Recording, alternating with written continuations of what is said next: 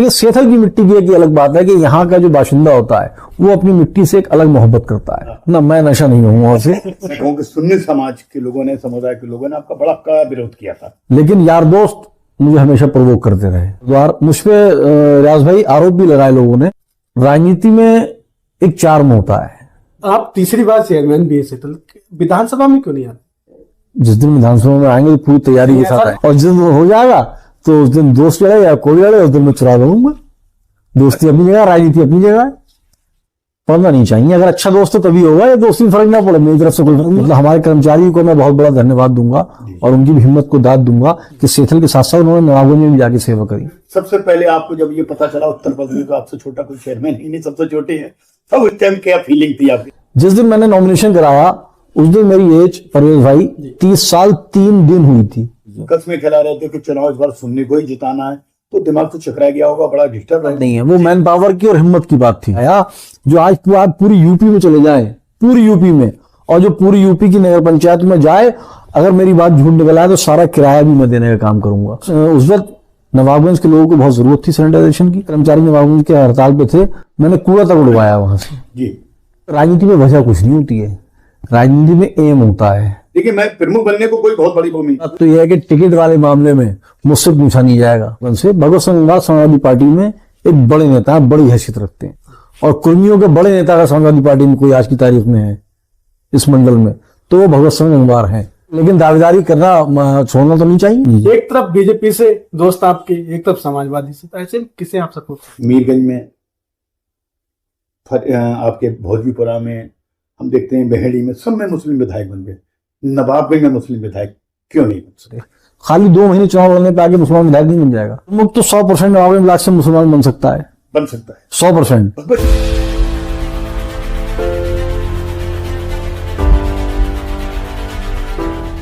स्वागत है आपका स्टार न्यूज भारत में। मैं हूं आपके साथ परवेज अंसारी, और दोस्तों आप देख रहे हैं हमारा खास प्रोग्राम स्टार शख्सियत। आज स्टार शख्सियत में एक ऐसी शख्सियत है जो युवा भी है, और बात करें सेथल की, सेथल नगर पंचायत की, तो सबसे कम उम्र में जिन्होंने चेयरमैन की कुर्सी हासिल, जो कि एक बार नहीं बल्कि 3 बार आप चेयरमैन हैं, तीसरी बार इस बार आप चेयरमैन की कुर्सी पर है। तो इनसे हम जानेंगे जिंदगी को लेकर और राजनीति का सफर कैसा रहा, और कुछ तीखे सवाल होंगे, और जो नगर की जो जरूरतें हैं अब तक कितना काम हुआ। जी रियाज जी।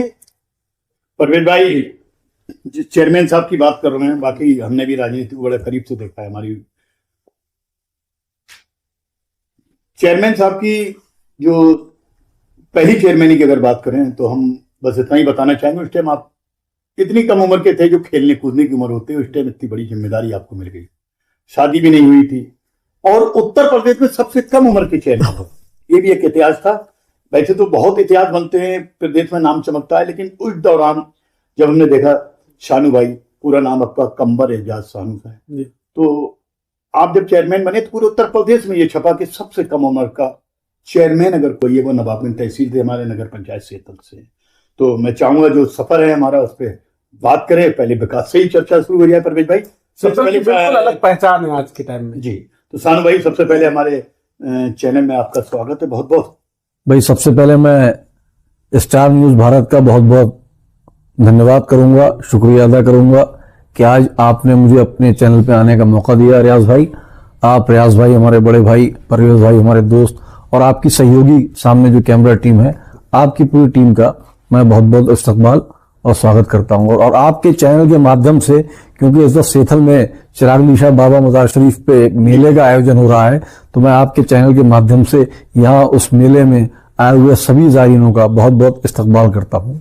चेयरमैन साहब, जानना चाहेंगे इतनी कम उम्र में आप, वो भी तीसरी बार आप चेयरमैन हैं, जबकि लोग जब पढ़ाई लिखाई करते हैं उसके बाद कहीं नौकरी तलाश करते हैं, कहीं कुछ, लेकिन आपने राजनीति चुना। लेकिन इससे पहले हम जानना चाहेंगे आपकी तालीम के बारे में। देखिए, जहां तक कम उम्र के चेयरमैन बनने की बात है, मेरा जो बचपना या चेयरमैन बनने से पहले की जो जिंदगी रही वो बरेली में रही, लेकिन बचपन से सेथल की मोहब्बत दिल में बहुत रही। और मैं समझता हूँ मेरे अंदर ही नहीं, ये सेथल के मिट्टी की एक खास बात है कि यहाँ के आदमी, यहाँ के इंसान कहीं भी चला जाता है, किसी भी प्रोफेशन में होता है, लेकिन वतन से सबको मोहब्बत होती है, आप लोगों को भी होगी। लेकिन सेथल की मिट्टी की एक अलग बात है कि यहाँ का जो बाशिंदा होता है वो अपनी मिट्टी से एक अलग मोहब्बत करता है। तो वही मोहब्बत मेरे दिल में भी थी।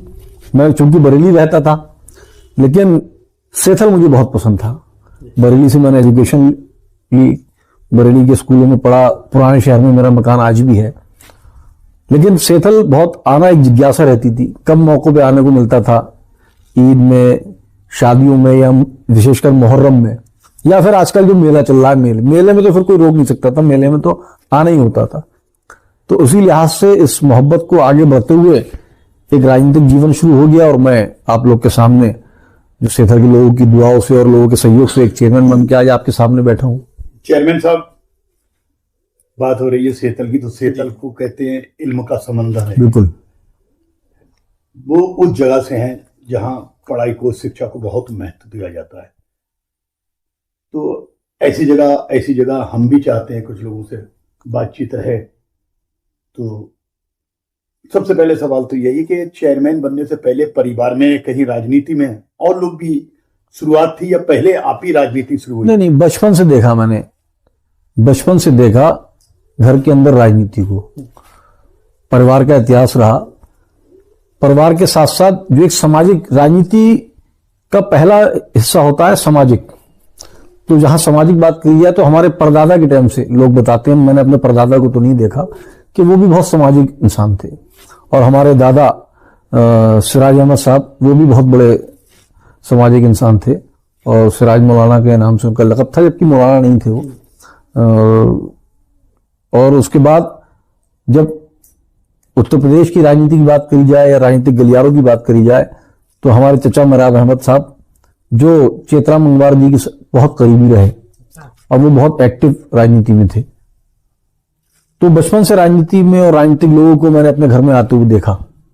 जो भी चुनाव होता था, तो चुनाव में अक्सर राजनीतिक लोग, बड़े बड़े राजनीतिक लोग, चाहे वो चेतराम जी हो गए, चाहे अकबर अहमद डंबी साहब का चुनाव हुआ, ये मैं अपने बचपन के पीरियड की बात बता रहा हूँ कि इन बड़े नेताओं का घर में आना जाना लगा रहता था। वहां से ये मेहराब भाई हमारे मित्र है, काफी करीबी है, तो उनकी वाइफ जो थी सबसे पहले वो सभासद बनी। हाँ, इसी वार्ड से सभासद बनी। और भी सभासद रहे आपके चाचा? हाँ, उसके बाद जो मेरे छोटे वाले चाचा हैं इसरार अहमद साहब, वो सभासद बने। सभासद। उसके बाद मैं चेयरमैन ही लड़ा, इसलिए कोई सभासद का चुनाव नहीं लड़ा। सबसे पहले जो आप चेयरमैन ही चुनाव लड़े थे? मैं 2012 में चुनाव लड़ा था। 12 की बात करें सानू भाई? जी जी। तो 12 में बड़े नाम थे, आमिर चेयरमैन साहब थे, फहीम नेताजी थे, और हमारे जो थे सबसे अफजाल मेहदी साहब, एडवोकेट साहब, इतने बड़े लोग, और आपने चेयरमैनी का ये इतना बड़ा कदम उठाया। कैसे सोच लिया कि इतने बीच में आप इतना छोटा बच्चा चेयरमैन बन सकता है? यकीनन सेथल की राजनीति में बहुत बड़े नाम थे, और मैं 2012 से पहले 3-4 साल पहले एक्टिव हो गया था, रहता बरेली में था। अभी आपने नाम लिया, उस वक्त जो अफजाल मेहदी साहब जो थे, उस वक्त इतने एक्टिव नहीं थे राजनीति में, क्योंकि बुजुर्ग हो चुके थे वो, जब मैं 2012 का मैं चुनाव लड़ा। लेकिन मैं उनके पास जाता था, भगवत जी के साथ उनके पास जाता था मैं, और उनसे भी कुछ सीखने को मुझे मिला। उनकी आज भी वो इस दुनिया में नहीं है, लेकिन हमारे यहाँ सौरभ साहब को और अफजाल मेहदी साहब को लोग आज भी याद करते हैं। तो सेथल के ही राजनीतिक लोगों से मैंने राजनीति सीखी, और उसमें थोड़ा सा अलग ट्रेंड शुरू किया, समाज सेवा का, लोगों से जुड़ने का, कम्युनिकेशन का, संवाद का, और उसी को जोड़ते हुए मैं कामयाब हुआ। जहां तक हमारी जानकारी में चेयरमैन साहब, जब आपने ये कदम उठाया, चेयरमैन लड़ने का प्लान बनाया, तो कहीं परिवार के लोग भी सहमत नहीं थे कि आप जीत सकते हैं? बिल्कुल। क्या था, कुछ बताएं थोड़ा सा। परिवार के जो मेरे बड़े हैं, बुजुर्ग हैं, जो राजनीति में भी थे, परिवार के लोग सहमत नहीं थे कि मैं चुनाव लड़ूं या मैं राजनीति में आऊं। लेकिन यार दोस्त मुझे हमेशा प्रवोक करते रहे। हमारे यहाँ ग्रुप हुआ करता है, हमारे यहाँ एक संस्था है जमात हैदरी, उसके अध्यक्ष अबुल हसन हैदरी साहब हुआ करते थे। तो मुझे बुजुर्गों ने हमेशा हौसला दिया।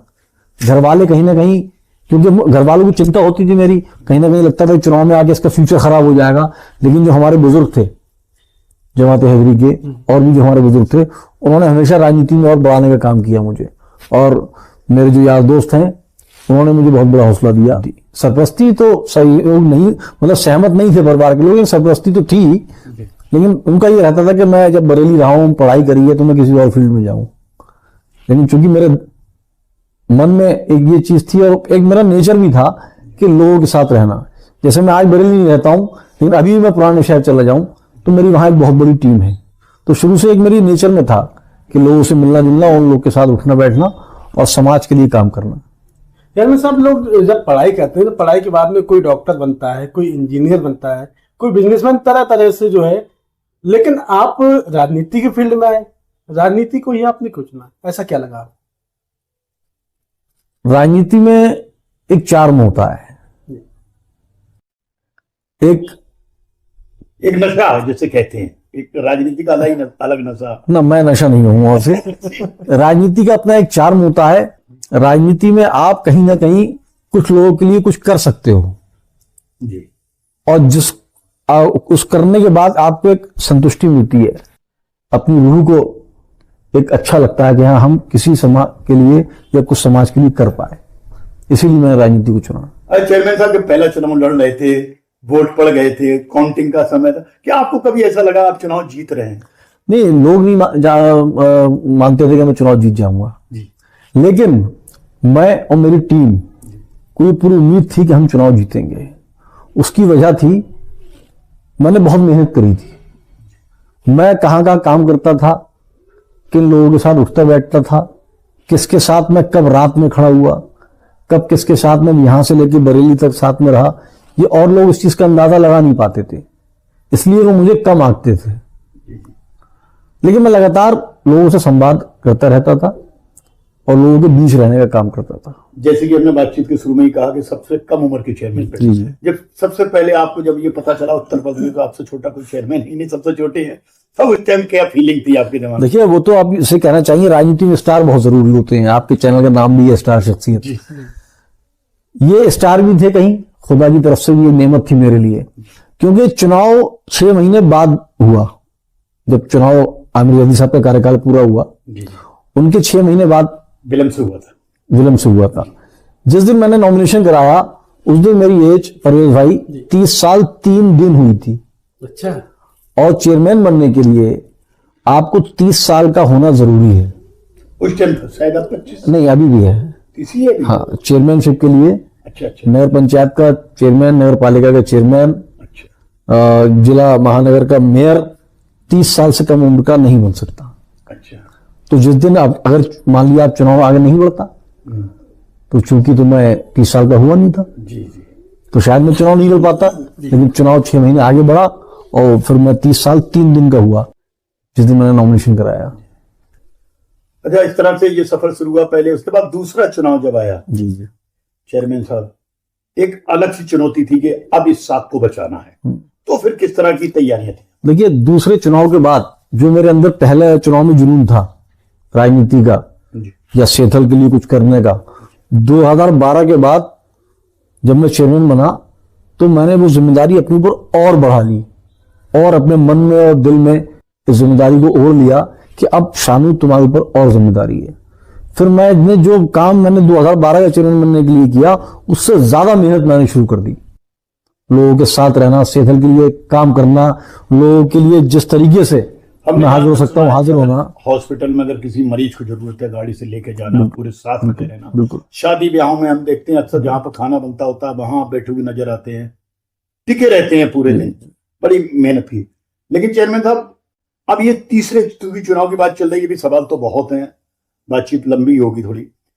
तीसरा जब चुनाव आया, हमने देखा सेहतल में आकर, तो इस चुनाव में एक आपका बड़ा जबरदस्त, एक समाज में, मैं कहूँ कि सुन्नी समाज के लोगों ने, समुदाय के लोगों ने आपका बड़ा कड़ा विरोध किया था, बहुत बड़ी बगावत की थी यार। कई मौलाना आए, बड़े बड़े मौलाना आपको हराने के लिए आए और कसमें वादे की बातें हुई। परवेज भाई, हम शपथ में थे तो कहीं ना कहीं वो बात आपके ही जुबान से निकल रही थी कि जंग की, कहीं गुस्सा भी था, तो उस चीज को भी थोड़ा हम चाहते हैं, कुछ उसको बताएं क्या? देखिए, जहां तक 2022 का ये चुनाव रहा, तो आपकी बात सही है, अहले सुन्नत की बात जो आपने कही, तो मैं उसको बगावत नहीं कहूंगा। भाई, बगावत होती तो मुझे 1100 वोट इस चुनाव में भी मिला, अहले सुन्नत भाई होगा। फिर वही बात, एक तो मेरी यारी दोस्ती बहुत मजबूत है अहले सुन्नत लोगों में, मेरी रिश्तेदारी भी है। मैं हूं शिया, लेकिन मेरी कुछ रिश्तेदारियां अहले सुन्नत लोगों में भी है, इसका भी मुझे फायदा मिला। और जो मैंने काम किया, जो मेरा 10 साल का सफर रहा था पिछला, मैंने कभी किसी के राजनीति में तिरस्कार नहीं किया, मैंने कभी किसी को राजनीति में गिराने उठाने का काम नहीं किया। मैंने हर धर्मगुरु की, चाहे वो हमारे शिया समाज के हों, हमारे सादात के लोग हों, हमारे अहले सुन्नी भाइयों के धर्मगुरु हों, सबकी मैंने बहुत ताजीम करी, सबकी मैंने बहुत इज्जत करी, दिल से करता हूं, आज भी करता हूं, आगे भी करता रहूंगा। लेकिन जिस तरह से राजनीतिक लोगों के अलावा जो धार्मिक लोग आए, मौलाना टाइप लोग आए, उन्होंने जिस ढंग से आपकी के खिलाफ बुगल फूंका, और शायद रियाज साहब थे एडवोकेट साहब, उनका समर्थन में आए थे, कस्में खिला रहे थे, हम भी आए, कस्में खिला रहे थे कि चुनाव इस बार सुन्नी को ही जिताना है, तो दिमाग तो चकरा गया होगा, बड़ा डिस्टर्ब रहे होंगे। नहीं, डिस्टर्ब नहीं रहा मैं कभी, क्योंकि मैं चुनाव को सांप सीढ़ी का गेम मानता हूं, कभी भी आपके हाथ से जा सकता है। चुनाव को मैं स्नेक एंड लेडर्स का मानता हूं, कभी भी चुनाव आपके हाथ से जा सकता है, परिस्थितियां कभी भी चुनाव में चेंज हो सकती हैं।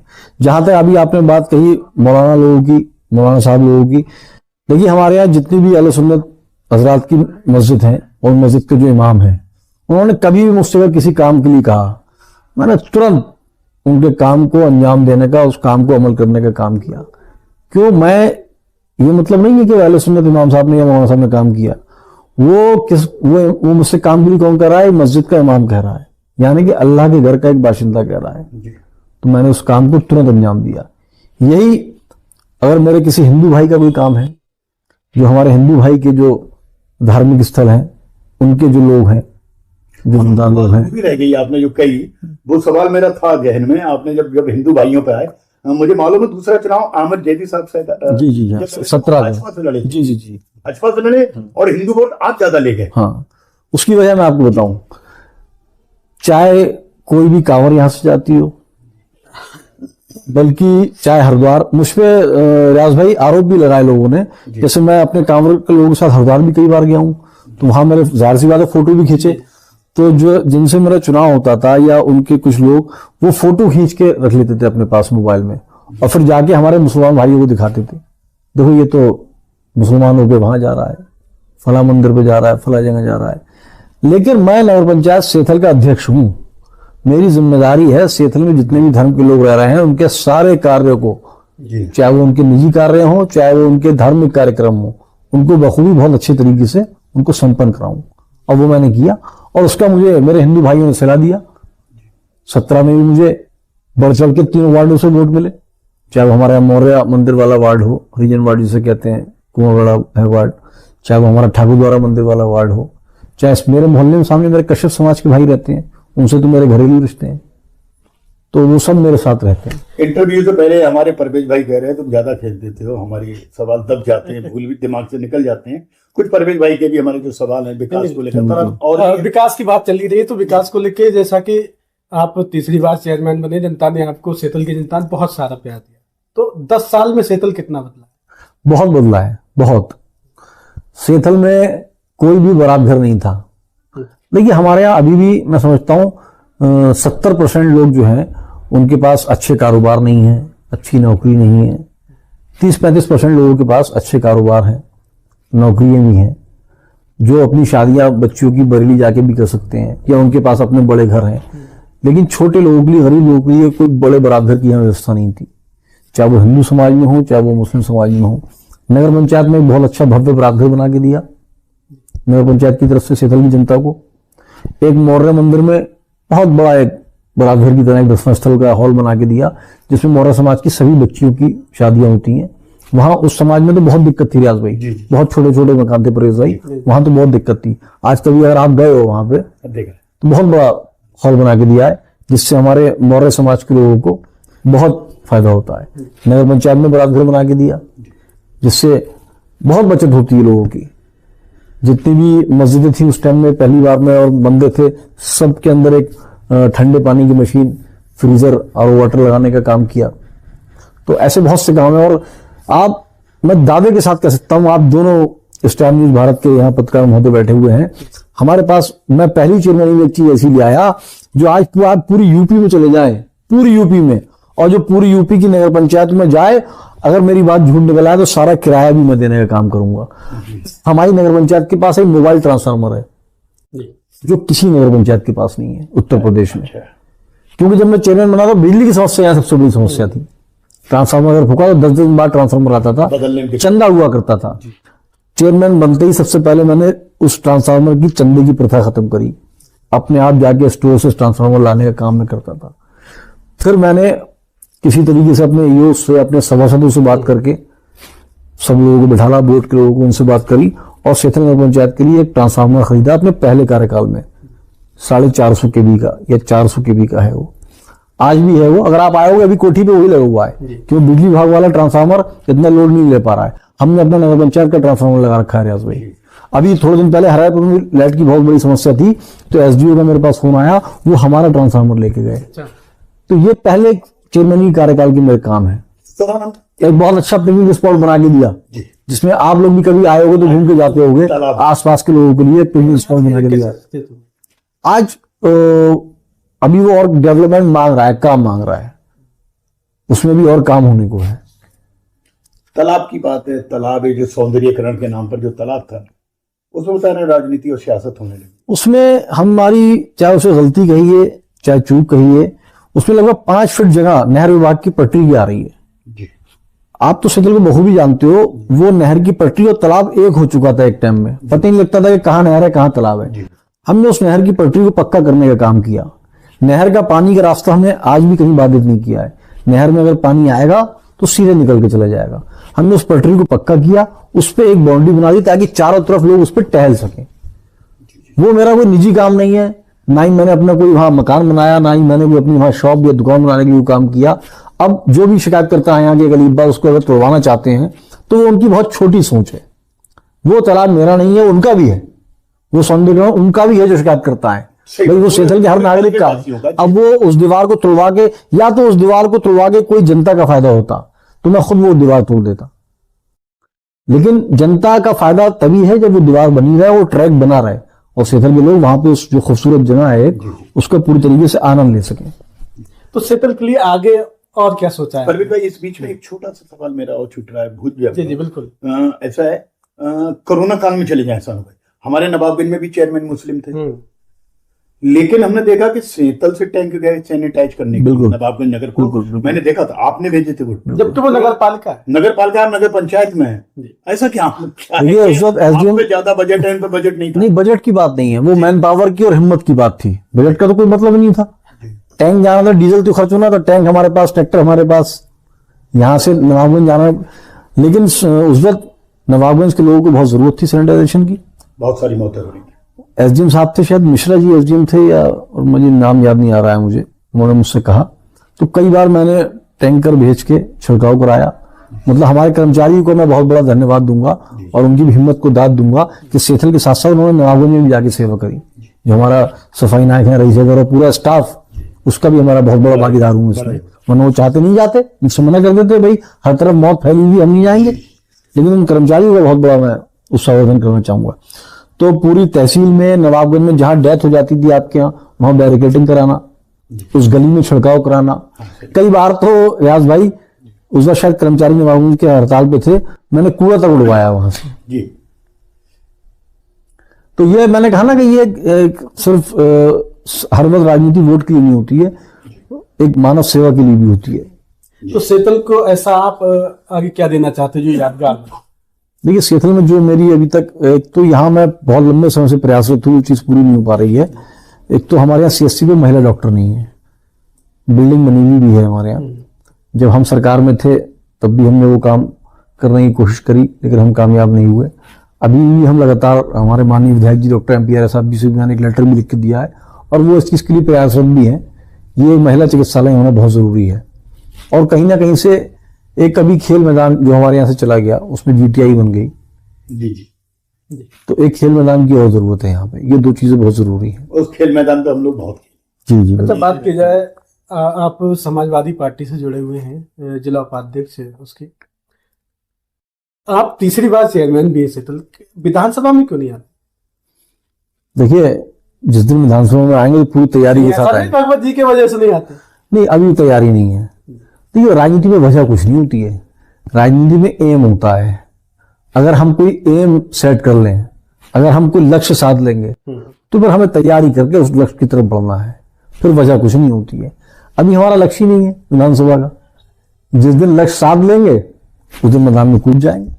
सानू भाई, चूंकि अब उन्होंने बात छेड़ी दी है परवेज भाई ने, तो हम देख रहे हैं आप क्यों लक्ष्य नहीं बना रहे हैं। 3 बार सेंथल की जनता, कई हजार लोग मिलकर आपको चुनाव जिताते हैं, बड़ा सपोर्ट है आपके पीछे। और ऐसा नहीं है, नवाबगंज तहसील में आपकी लोग सम्मान करते हैं, हम जैसे पत्रकार लोग इज्जत करते हैं, नहीं बहुत मोहब्बत करते हैं आप लोग। मोहब्बत। तो अब जैसे आपकी अगर मित्र मंडली की बात है, बड़ी मित्र मंडली है, सब एक से एक धुरंधर लोग हैं। आपके ये मित्र पुरुषोत्तम गंगवार जी, ब्लॉक प्रमुख, जो लगे हुए जो हाँ वही परवेज भाई, 300-400 वोट जिन्हें मिला। देखिए, मैं प्रमुख बनने को कोई बहुत बड़ी भूमि, जो तो सरकार जिसकी है पार्टी जैसे दे देगी, अधिकारी लाके तुम्हारे यहाँ वोटर इकट्ठे कर देंगे, यही चलता है। बिल्कुल। पुरुषोत्तम प्रमुख जी 300-400 वोट लेके बीडीसी बने। उसके बाद वो ये हौसला दिखा रहे हैं, पूरी विधानसभा में दावेदारी कर दी है। तो सानू चेयरमैन साहब क्या ऐसा तो नहीं भगवत जी के कहीं बहुत करीबी रहे हैं, उनका एहतराम है, नहीं हिम्मत जुटा पा रहे हैं या साहस नहीं कर पा रहे हैं? देखिए, पहली बात तो मैं प्रमुख की बात करूं, वो बात सही है आपकी, सरकारों में प्रमुख बहुत आसानी से बन जाता है। लेकिन नवाबगंज में पुरुषोत्तम गंगवार प्रमुख आसानी से नहीं बने, उन्हें बहुत चुनाव लड़ना पड़ा और जिस बहुत संघर्ष के बाद वो प्रमुख बने। वो आसानी से तब बनते कि सामने वाले का पर्चे खा हो जाता। सरकार का तो ये बल होना चाहिए, लेकिन वो बड़ी मेहनत करके सरकार में रह के भी चुनाव जीते। तो क्या ऐसा और के दोस्त दावेदारी कर रहे हैं, तो उस वजह से आप अभी उनका लक्ष्य है विधानसभा, तो वो दावेदारी कर रहे हैं रियाज भाई। मेरा भी लक्ष्य नहीं है विधानसभा, और जिस दिन हो जाएगा तो उस दिन दोस्त लड़े या कोई लड़े, उस दिन मैं चुरा लूंगा। दोस्ती अपनी जगह, राजनीति अपनी जगह है। नहीं, भगवत जी के मुकाबले जैसे तो ये भगवत जी हमारे और पुरुषोत्तम गंगवार दोनों के राजनीतिक गुरु कहिए, वो चाहे हम दोनों के पिता तुल्य करिए, अच्छा, वो है। वो तो सही, ठीक है। लेकिन अच्छा, एक चीज बताएं चेयरमैन साहब, भगवत जी के बारे में मैं अक्सर सवाल पूछता हूँ, उसके पीछे कुछ बजाइए। क्योंकि देखिए, हम मुस्लिम वोट, हम खुल के कहते हैं आपके साथ, मुस्लिम बीजेपी को वोट नहीं देता। हाँ, नहीं देता। हमने छोटे लाल जी को विधायक बनाया, हमने वीरेंद्र जी को वोट दिया, हमने दिग्विजय सिंह साहब को वोट दिया, हमने छोटे लाल जी के अलावा ये लोग जो चाहे ना जीते हों, उसके बाद भगवत जी को हमने कई बार विधायक, इसलिए हम उनसे सवाल पूछना बनता है। तो अब विधायक जी या मंत्री जी कहें, भगवत जी को मंत्री बने, एक तरफ मंत्री जी टिकट मांग रहे हैं, एक तरफ आपके परम मित्र पुरुषोत्तम जी टिकट मांग रहे हैं, दावेदारी है, तो आपकी सपोर्ट किसे होगी? गुरु को होगी या? देखिए, पहली बात तो यह है कि टिकट वाले मामले में मुझसे पूछा नहीं जाएगा। टिकट नहीं, मैं फैक्ट पे बात करना चाहता हूँ। टिकट वाले मामले में भगवत सिंह गंगवार जी से ही पूछा जाएगा। और पिछली बार भी जब पुरुषोत्तम जी ने आवेदन किया, तो ऐसा नहीं है भगवत जी से छुपा के आवेदन किया, भगवत जी को बता के आवेदन किया।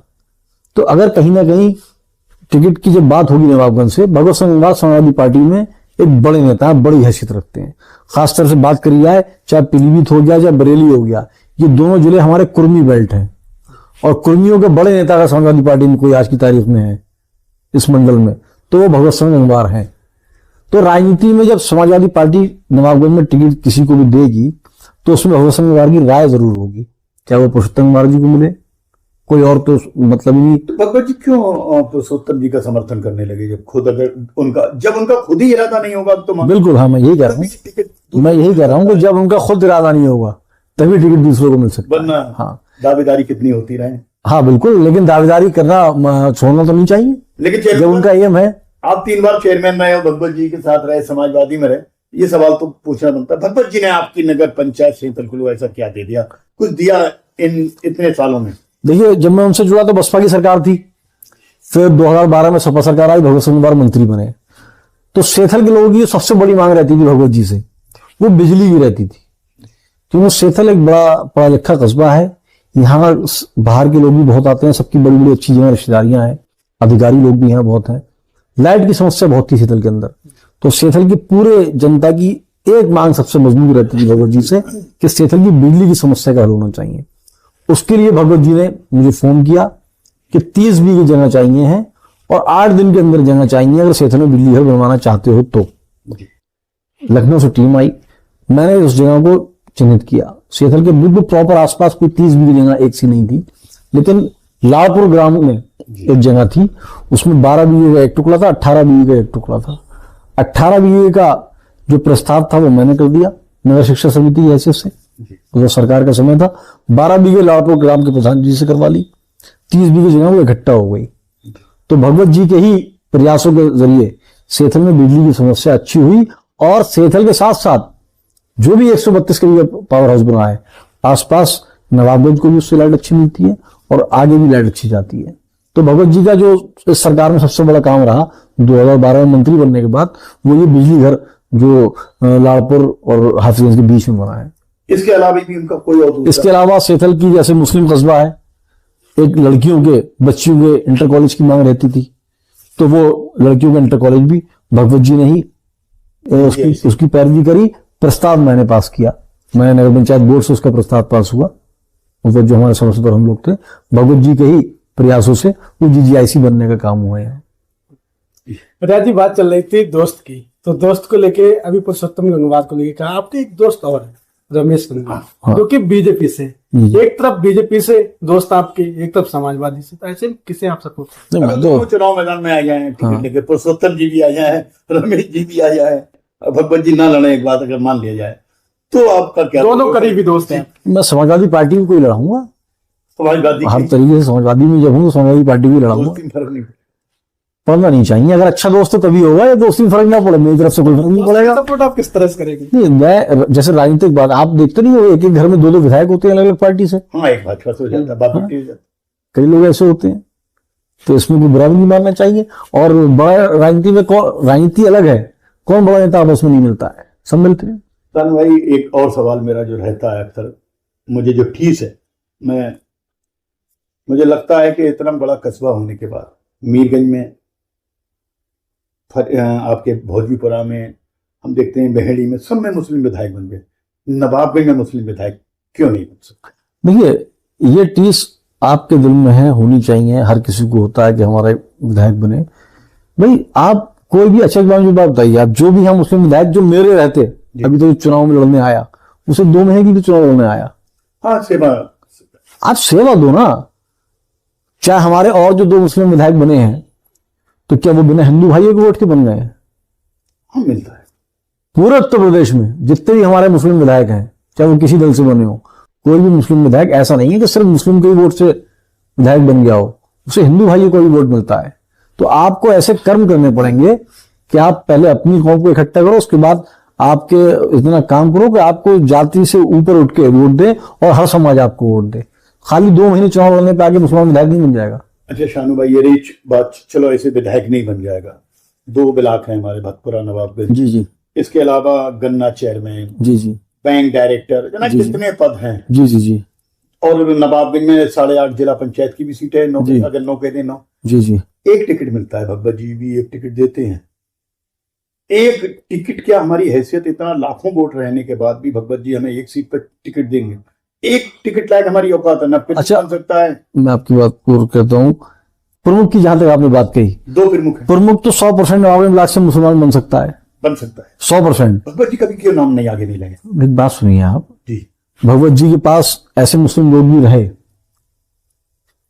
देखिए, माँ भी तब दूध पिलाएगी या घर वाले भी तब खाना देंगे जब आप एक बार कहोगे मैं भूखा हूं। वो मुस्लिम निकल गए तो आए, चुनाव को चुनाव की तरीके से लड़ना तो जानता हो। 100% 100% नहीं जुटा पाते। ये तो हमें उन मुस्लिम नेताओं से हमारे पूछना पड़ेगा। हाँ, मुख्तियार भाई हैं, हाफिज के बगल में ही रफीक भाई हैं हमारे। इसमें भगवत जी की गलती नहीं है, इसमें उन मुसलमान नेताओं की गलती है। वो आगे बढ़ के क्यों नहीं आते चुनाव लड़ने के लिए? तो अगर अपनी हम टिकट की दावेदारी करेंगे तो उम्मीद करें भगवत जी दे सकते हैं। बिल्कुल, वो अपने आप को उस जगह पे आगे खड़ा करें कि मैं, भाई जहां तक आप प्रमुखी और जिला पंचायत अध्यक्ष की बात करोगे, वो चुनाव ऐसे हैं कि पहले हमें अपने संसाधन बताने पड़ेंगे। इसमें तो कोई दो राय नहीं है, लेकिन वो जनता का चुनाव नहीं है। हम कैसे लड़ पाएंगे चुनाव, ये हमें बताना पड़ेगा, अपनी हिम्मत को, अपने जज्बे को। चलो भाई, जिला पंचायत में हमारे कई ऐसे 2 नंबर वार्ड में हमने देखा खतीब दूसरे नंबर पे रहे, वहां पे भी भगवत जी ने मुस्लिम लड़ाने की कोशिश नहीं की अपने। देखिए, जहां तक मुस्लिम की बात है तो मुख्तार अहमद साहब को तो, हाजी साहब को तो दूसरे वार्ड से चुनाव लड़ाया भगवत जी ने, एक बार आपको अगर पता हो। हाँ, इससे लड़ाया था है, हाँ, टहा वगैरह ये, इससे 7 नंबर 7 या 8 से लड़ाया था। भगवत जी नहीं लड़ाया उन्हें, लेकिन एक ही टिकट था शायद मुसलमान का। उसके अलावा लड़ने वाला कौन था? कौन टिकट मांगना था बताया आप? टिकट नहीं मांगते थे। भाई मेरी तो नॉलेज में नहीं है। अच्छा, तो भगवत जी की इतनी लंबी टीम थी, अगर चले नजाकत खान साहब, मोइन बेग साहब, मैं छोटे छोटे नाम याद आए, और आपके हरियाणा में बरकतुल्ला साहब, इन लोगों ने कभी जिला पंचायत का टिकट मांगा ही नहीं। भगवत जी का दायित्व बनता है 2-4 लोग ऐसे नेता, जैसे उन्होंने अपने कई नेता तैयार कर दिए हैं कि पुरुषोत्तम तुम यहाँ से प्रमुख बनोगे, नवाबगंज से तेज प्रकाश जी रहेंगे, और डायरेक्टरी में उमेंद्र साहब बैंक में रहेंगे, डायरेक्टर सुरेश गंगवाल साहब रहेंगे, और ऐसे। तो इस ढंग से अपने बिरादरी के लोगों को तो उन्होंने इकट्ठा करके बांट दिया सब। तो मुसलमानों के लिए उन्होंने कभी ऐसा क्यों नहीं सोचा? भाई जिन लोगों का आप नाम ले रहे हो, उन्होंने अपने आप को उस पैमाने पे साबित करके दिखाया कि भगवत जी ने उनको वो चीजें दी। भाई यहाँ मुख्तार साहब ने हिम्मत जुटाई, भगवत जी ने जिला पंचायत शायद 2 बार लड़ाया। अच्छा। और हमारी पार्टी में हमेशा जिला महासचिव भी रहे और मुख्तार भाई, और उनको पूरा वर्चस्व भी दिया जाता था हाजी जी को, अभी भी मिलता है। तो जो जिस तरीके से, जैसे मैं 17 में मुझे सिंबल भगवत जी ने मुझे दिया, और लोग भी मांगने गए थे समाजवादी पार्टी का शीतल से, लेकिन उन्होंने मुझे दिया, मैं उनके साथ उस तरीके से रहा। अच्छा, अब यहीं पर भगवत जी पे एक बड़ा आरोप लगता है, मुसलमान एक तरफा वोट देते हैं। नवाबगंज की चेयरमैन हमने देखी है, भगवत जी मुसलमानों से वोट देते हैं, लेकिन जब चेयरमैन नंबर आता है तो उनके साथ में भाई हैं राठौर साहब, साथ में बोले जाते हैं, छठे जो भी हैं सगे भाई बोले जाते हैं, मिला गए राठौर साहब, वो उनको सपोर्ट कर देते हैं। कभी मुसलमानों की चेयरमैन से नवाबगंज में कभी सपोर्ट नहीं किया किसी मुसलमान? नहीं, किस तरीके से वोट कर देते हैं? कभी ऐसा तो हुआ नहीं होगा कि सोनदादी के मंच छोड़ के चले गए मंच पे तो दिखा, इतना तो करना ही पड़ेगा। अब जैसे लोग करके चलेगा, बस वोट अपना ट्रांसफर सब, कभी गंगवार वोट उनका जो उनका। देखिए, जिस तरीके से वो चुनाव नवाबगंज में लड़ाते हैं, उसी तरीके से सेथल में नगर पंचायत में चुनाव लड़ाते हैं।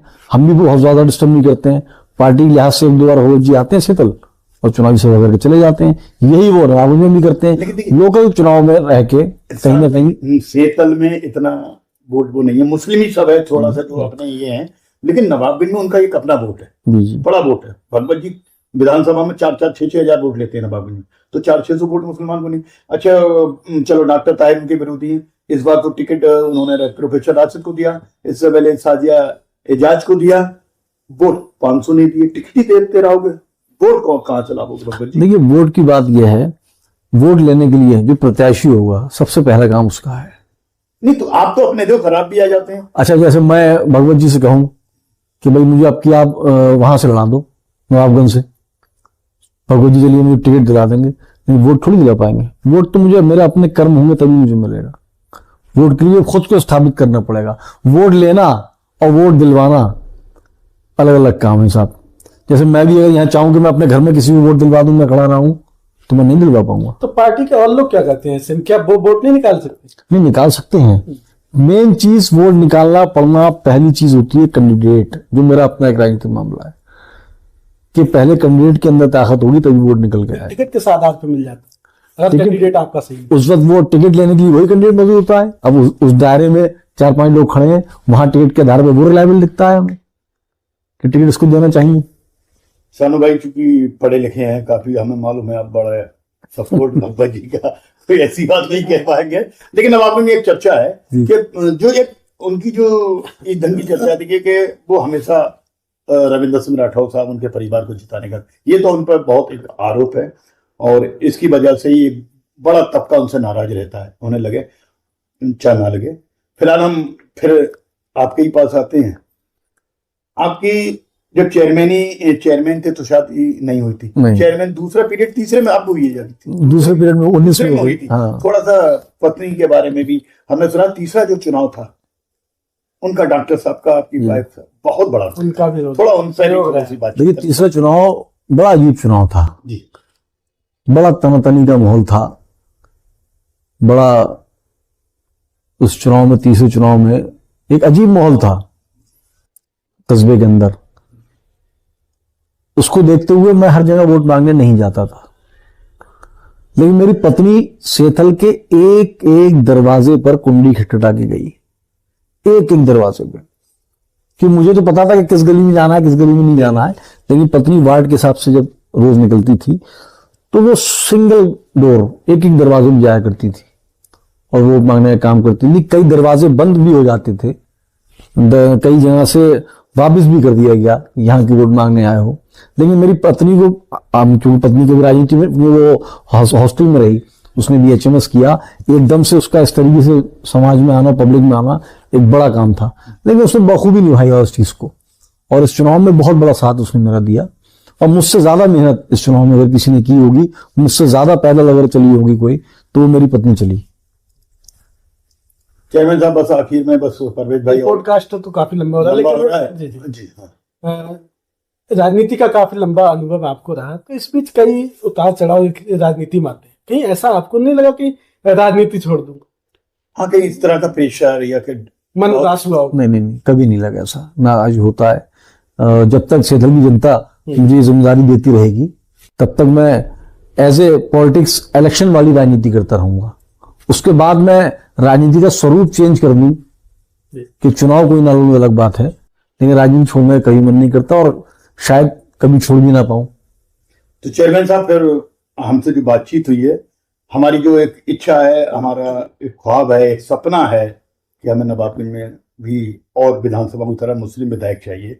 तो हमारी जो सोच में तो सानू साहब से बड़ा देखिए, मैं लेकिन एक सवाल मेरा और रहेगा, पंचायत चुनाव आने वाला है, पंचायत चुनाव को लेके आपकी किस तरह तैयारियां पार्टी की? जहां तक अभी एक मैंने देखा था न्यूज में भी और पार्टी उसमें भी पढ़ा था कि जिला पंचायत चुनाव में कोई सिंबल नहीं देगी पार्टी, और किसी बड़े नेता का प्रत्याशी फोटो ना लगाए। तो जो पार्टी की पॉलिसी रहेगी वो मेरी पॉलिसी रहेगी। हाँ, बस शायद समाजवादी पार्टी, हाँ, ये हमारे प्रदेश जी का ये बयान था। पॉलिसी है तो जी। तो 27 को लेकर अगर विधानसभा की हम बात करें तो पिछली तरह रहेगा या फिर कुछ बेहतर? लोकसभा में जिनसे बड़ा रिजल्ट आया है समाजवादी का, तो उससे कुछ तो सपने। देखिए, लोकसभा में अखिलेश जी की जो पॉलिसी थी, जो रणनीति थी, वो कामयाब हुई और हम लोग लोकसभा जीते। उसी रणनीति पे आने वाला 27 के चुनाव भी होगा। कुछ लोग बिहार के चुनाव को लेकर हताश हैं। राजनीति में हर जगह की परिस्थितियां अलग होती हैं, हर जगह का भूगोल अलग होता है, तो बिहार वाली पॉलिसी यहां नहीं चलेगी। और यहां पर जो अखिलेश जी की 2000 अभी जो लोकसभा का चुनाव हुआ है, उसमें जो कामयाबी मिली है, जो पॉलिसी अखिलेश जी की लोकसभा में कामयाब हुई, हम लोग लोकसभा में जीते, उसी पॉलिसी के तहत अखिलेश जी इंशाल्लाह 2027 में सरकार बनाएंगे। पूरी उम्मीद है समाजवादी जी सरकार आएगी। जी, काफी लंबा पॉडकास्ट हो गया, लेकिन बात की जाए सेतल की, तो सेतल के युवाओं के लेके या सेतल की जनता को लेके एक मैसेज। भाई, मेरा यही मैसेज है सेथल के नौजवान पीढ़ी से। सेथल के जो हमारे नौजवान हैं, वो अपने आप में बहुत स्पिरिचुअल और बहुत टैलेंटेड युवा है हमारे यहाँ का। अभी भी हमारे यहाँ पुलिस में सिलेक्शन हुआ है, जिसमें 9 लड़कों में से 8 लड़के मुस्लिम हैं, एक लड़के हमारा भाई हमारे SC समाज से हैं, और अभी हमारे यहाँ एक MBBS में सिलेक्शन हुआ है, बहुत अच्छे नंबर आए, उसके 520 नंबर आए इस साल, मास्टर साहब उनके बेटे का। तो हर साल हमारे यहाँ के युवा एक नए कामयाबी का कदम चूमते हैं, जो हमारे बुजुर्गों की देन रही है। उसी के साथ जो हमारे सेथल के युवा हैं, वो लगातार ऐसे ही आगे और बढ़ते रहें। आपस में बड़ों के साथ जरूर बैठे। मेरे अपने युवाओं से यही अपील है कि अपनी उम्र के बड़े लोगों के साथ भी जरूर बैठेंगे। युवा, जब हम युवा अपनी उम्र के बड़े लोगों के साथ बैठेंगे तो हमें तहजीब सीखने को मिलेगी, हमारे अंदर सहनशीलता आएगी। और सबसे बड़ा मैसेज ये है कि सहनशीलता ही आदमी का सबसे बड़ा हथियार है। अगर आदमी अपने आप में सहनशीलता कायम कर लेगा, वो हर फील्ड में सब्र पैदा कर लेगा, तो हर फील्ड में वो कामयाब होने का काम करेगा। चेयरमैन साहब, स्टार न्यूज भारत को अपना कीमती समय देने के लिए बहुत बहुत धन्यवाद। शुक्रिया, बहुत बहुत शुक्रिया हमारी तरफ से भी शानू भाई। और भविष्य के लिए हम चाहेंगे कि जल्दी से आपके दिमाग में विधानसभा हम लोग सब तैयार हैं। अरे, आप लोग की दुआ से मैं चेयरमैन के इलेक्शन का, आप हम तो छोटे ही हैं, तो दुआएं तो छोटे भाइयों के साथ रहें। जी, ठीक, धन्यवाद, अस्सलाम। शख्सियत में आज हमारे साथ थे कंबल एजाज सानू, जो कि 3 बार नगर पंचायत सेतल से चेयरमैन है, और राजनीति को लेकर हमने काफी कुछ चर्चा की और विधानसभा को लेकर भी काफी पूछताछ की। लेकिन हालांकि उन्होंने अभी राजनीतिक पत्ते विधानसभा को लेकर नहीं खोले, लेकिन आगे किस तरह का इनका प्रयास होता है देखें।